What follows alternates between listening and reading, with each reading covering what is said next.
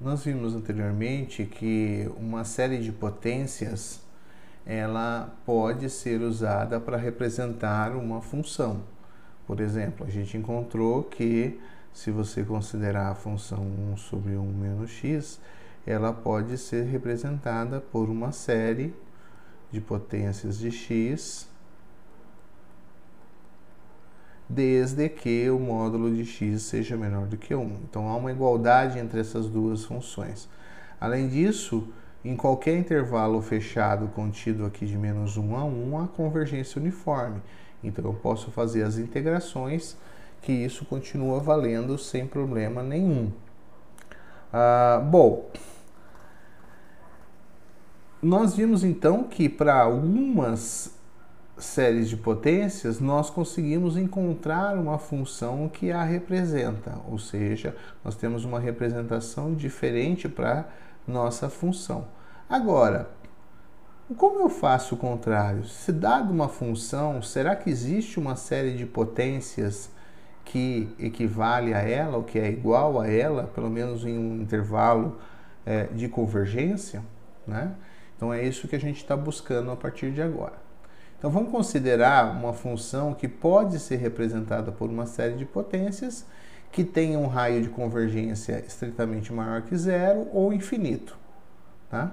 Então eu tenho, já que isso é uma função que pode ser representada por uma série de potência, então ela é escrita como uma constante a zero mais a uma outra constante a 1 vezes x e assim por diante, mais a n xn mais etc. Se eu fizer x igual a zero, todos esses produtos aqui que dependem de x vão zerar. E o resultado vai ser o a zero. Portanto, se ela pode ser representada como uma série de potências, então, para x igual a zero, nós temos f de zero igual a zero, ou o a zero igual ao f de zero. Ou seja, dada a função, se eu calcular ela no ponto zero, eu encontro um a zero. Mas nós sabemos que uma série de potências ela pode ser derivada no seu raio de convergência, dentro do seu raio de intervalo de convergência, e continua valendo a igualdade. Então eu tenho que a derivada da minha função f vai ser a derivada do a zero, que é zero, do a1x vai dar 1, do a2x ao quadrado vai dar 2 a 2x, do a3x ao quadrado, x ao cubo, vai dar 3 a 3x ao quadrado, e assim por diante. Quando eu derivar esse termo, eu vou ter n vezes a n, x elevado a n menos 1. Substituindo novamente o ponto valor zero, vai zerar cada uma dessas componentes, e, portanto, o meu a1 vai ser a derivada de f no ponto zero dividido por 1, né? 1 que está multiplicando aqui, tá? Eu indiquei esse 1 aqui porque a gente vai ver o termo que aparece aqui embaixo, tá? Então, eu obtive agora uma expressão para o A1. Ora, eu posso repetir o processo, vou derivar de novo essa igualdade. O constante vai desaparecer, vai ficar 2 vezes A2, mais 3 vezes 2 vezes A3, mais n vezes n menos 1 vezes a n, x elevado a n menos 2. Tá? Então, obtenho aqui 2 vezes A2, mais 3 vezes 2 vezes A3, x3, mais 4 vezes 3 vezes A4, x2, e assim por diante, mais n vezes n menos 1 vezes a n, xn. Quando eu faço x igual a zero, todos esses termos desaparecem, sobra que a derivada segunda de f em zero é 2 vezes A2. Então, A2 é a derivada segunda de zero dividido por 2. Ora, posso repetir o processo para a terceira derivada, né? Então, derivada 3 vai desaparecer esse cara que é uma constante. Aqui vai ficar, a derivada de x vai dar 1, então vai ficar 3 vezes 2 vezes 1 a 3, 4 vezes 3 vezes 2 a 4x, mais n vezes n menos 1 vezes n menos 2 a n, xn menos 3. Ora, observe que está aparecendo fatorial aqui, né? Nesses termos que estão aqui na frente. Então, a derivada, quando eu aplico no ponto zero, desaparece esses caras todos. Então, fica a derivada terceira de zero igual a 3 vezes 2 vezes A3. Portanto, A3 é a derivada 3 de f no ponto zero dividido por 3 vezes 2, ou 3 fatorial. Observe que aqui é 2, mas 2 fatorial também é 2. E no caso do 1, é 1 fatorial também é 1, né? Então você tem exatamente a ordem da derivada que aparece aqui, fatorial. Vamos ver se isso continua acontecendo para o 4, né? Se eu pegar a derivada quarta, da mesma forma, vai ficar 4 vezes 3 vezes 2 vezes 1 a 4, 5 vezes 4 vezes 3 vezes 2 vezes a 5x, n vezes n menos 1, n menos 2, n menos 3, e assim por diante, x elevado a n menos 4. Quando eu substituo o zero, desaparece todo mundo, fica exatamente 4 fatorial. Portanto, a 4 é a derivada quarta de f no ponto zero dividido por 4 fatorial. E quando eu chegar na enésima derivada, né? Na enésima derivada, eu vou ter exatamente o fatorial de n aqui, né? Os termos seguintes, que são a n mais 1, vai ter as potências, as multiplicações a partir de n mais 1, tá? Portanto, quando eu aplico o valor zero, todos esses termos têm x, então vão dar zero. Vai sobrar n fatorial vezes a n, portanto a n é a derivada de ordem n no ponto zero sobre n fatorial. Portanto, se f de x pode ser escrito como uma série de potências, então necessariamente ela tem essa cara. F de zero mais a derivada primeira de zero sobre 1 fatorial vezes x, mais a derivada segunda de zero vezes fatorial x ao quadrado e assim por diante, tá? Observe que a função é calculada sempre num número, então isso aqui são números, tá? Não são expressões de x. Então, nós definimos. Por que definimos? Porque essa dedução toda que a gente fez aqui anteriormente, a gente partiu do princípio que a nossa função pode ser representada. E a gente não sabe se isso é verdadeiro, né?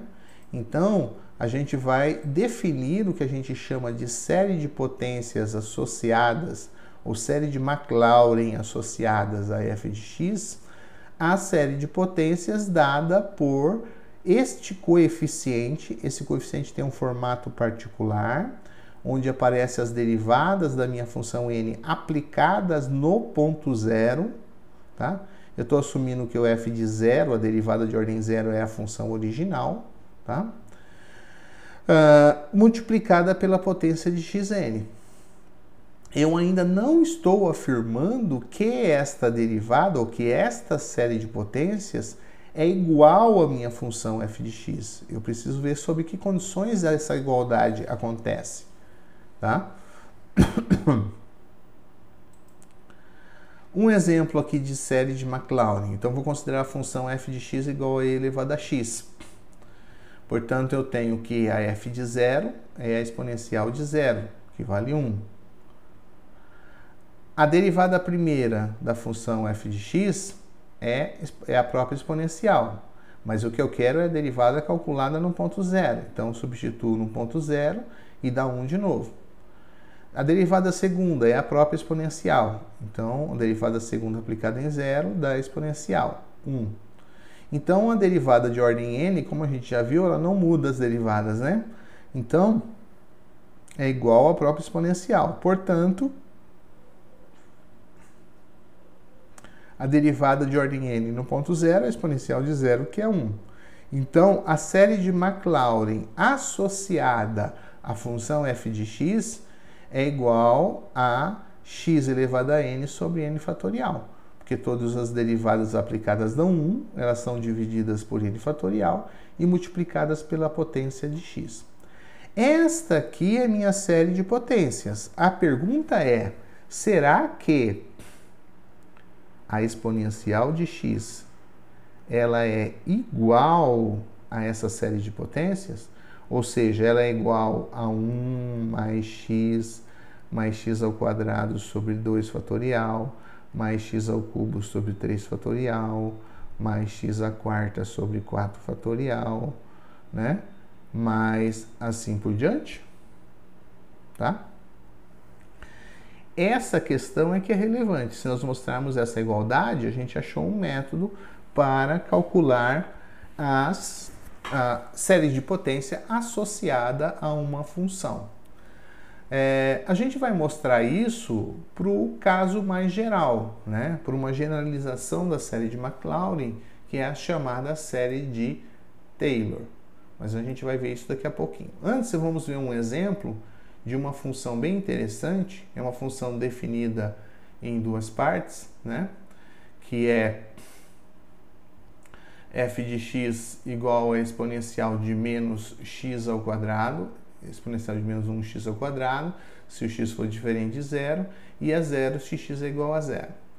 É possível mostrar que essa função aqui, ela é contínua em todos os reais, inclusive no zero. Tá? E mais ainda, ela é sem infinito, ou seja, existem infinitas derivadas também no ponto zero. Tá? Mais ainda, todas as derivadas de ordem n dessa função no ponto zero dão zero. Tá? Então fica como exercício para vocês fazerem. Isso aqui é uma tarefa de cálculo 1, né? De uma variável, então vocês podem fazer isso como exercício. Logo, se eu for montar a série de Maclaurin dessa função, ela vai ser a soma das derivadas de n aplicada no ponto zero, que dá o zero, sobre n fatorial vezes xn. Então isso aqui é uma soma de zeros. Né? Soma de zero, todo mundo sabe que dá zero, né? Portanto, isso é diferente da minha função f de x, porque essa função não é identicamente nula. Tá? Ela é diferente de zero para muitos pontos dos reais. Então, isso mostra que algumas séries de Maclaurin podem não representar a sua função. Tá? Então, nós precisamos saber quando elas representam e quando elas não representam a minha função. Bom, mas como eu falei para vocês, a gente vai considerar uma generalização da série de Maclaurin, que são as chamadas de série de Taylor. A série de Maclaurin, ela é considerada como a partir de uma representação de série de potências de x elevado a n. A série de Taylor nada mais é do que a mesma representação, só que agora num ponto específico, que a gente vai chamar de A. Tá? Ou seja, elas estão desenvolvidas a partir de um ponto central A. Então, o processo é muito semelhante. As séries de centradas aqui é equivalente a você tomar A igual a zero. Por isso que a gente diz que a série de Maclaurin é um caso particular da série de Taylor. Então, novamente, eu faço a definição, seja uma função que pode ser representada por uma série de potências centrada em A, com raio de convergência R maior que zero e R maior que zero. A série de potências centrada em A que representa f de x é dada por o produto das derivadas de ordem n calculadas no ponto A, sobre n fatorial, vezes x menos A elevado a n. Tá? Por que calculadas agora no ponto A? Porque se você lembrar como a gente fez aqui, ó, tá? A gente queria que zerasse os termos respectivos. Quando você considera uma série que tem, que é do tipo A0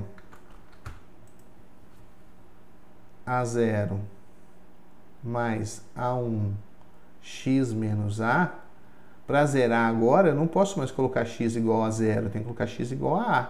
Então, o f também vai ser calculado no ponto A. Tá? E o raciocínio é exatamente igual ao que a gente fez anterior, vai calculando as derivadas. Então, por isso que a gente tem uma definição muito semelhante, né? Só que agora as nossas derivadas são calculadas no ponto A. Isso é chamado de série de Taylor de f de x no meu ponto A. Na definição acima, também a derivada de ordem zero é a própria função f de A.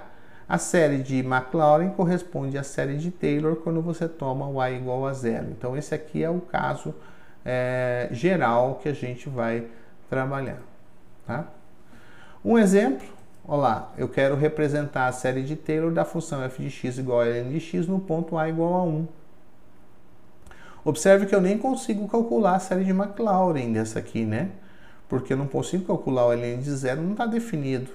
Tá? Então, por isso que eu vou trabalhar com a série de Taylor igual a 1.